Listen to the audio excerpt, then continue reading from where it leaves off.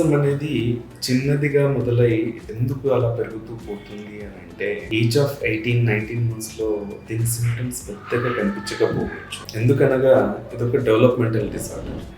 అంటే ఎప్పుడైతే ఈ 19-20 months పిల్లలకి ఎప్పుడైతే వస్తుందో మెల్లమెల్లగా వాళ్ళు మాట్లాడటం, సోషలైజ్ అవ్వడము, నంబర్ ఆఫ్ వర్డ్స్ని అటెంప్ట్ చేయడం, చెప్పడానికి ప్రయత్నించడము అనేది చేస్తూ ఉంటారు పిల్లలు.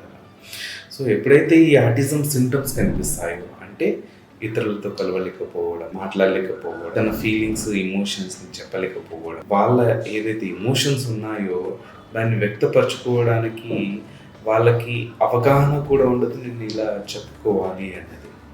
సో దీనివల్ల ఏమవుతుంది అంటే ఏజ్ ఆఫ్ 2 and 2.5 yearsలో పిల్లలు వాళ్ళ ఏజ్కి తగినట్టుగా మాట్లాడకుండా మనకు కనిపిస్తుంది. అంటే చిన్నగా మొదలవుతుంది మనకి ఏజ్ ఆఫ్ 18-19 or 20 monthsలో స్టార్ట్ అయ్యి క్లియర్గా మనకి ఒక 2 years 5 monthsలో అంటే 2.5 yearsలో పిల్లలు ఆటిజంకి సంబంధించి బాధపడుతున్నారు అని పేరెంట్స్కి చాలా క్లియర్గా తెలుస్తుంది.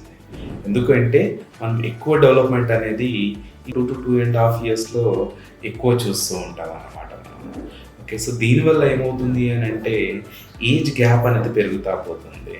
అంటే బాబు 2.5 years ఉన్నాడు అని అంటే వాడు బిహేవ్ చేయడం, మాట్లాడటం, ఆడుకోవడం, ఇతరులతో కలవడము అనేది ఒక 10 నెలలు లేదంటే 12 నెలల బాబులాగా పాపలాగా ఉంది. ఇది ఒక డెవలప్మెంటల్ డిజార్డర్. అంటే చిన్నగా స్టార్ట్ అవుతుంది మనకి, ఇది పెరుగుతూ పోతుందని. కానీ మనము సరైన సమయంలో దీన్ని గుర్తుపట్టి తగిన విధంగా అంటే మీ బాబు సిమ్టమ్స్కి తగినట్టుగా మీరు ట్రీట్మెంట్ అనేది ఇవ్వగలిగితే గనక ఈ ఆటిజంని మనము పోరాడి మనము చాలా వరకు గెలవచ్చు.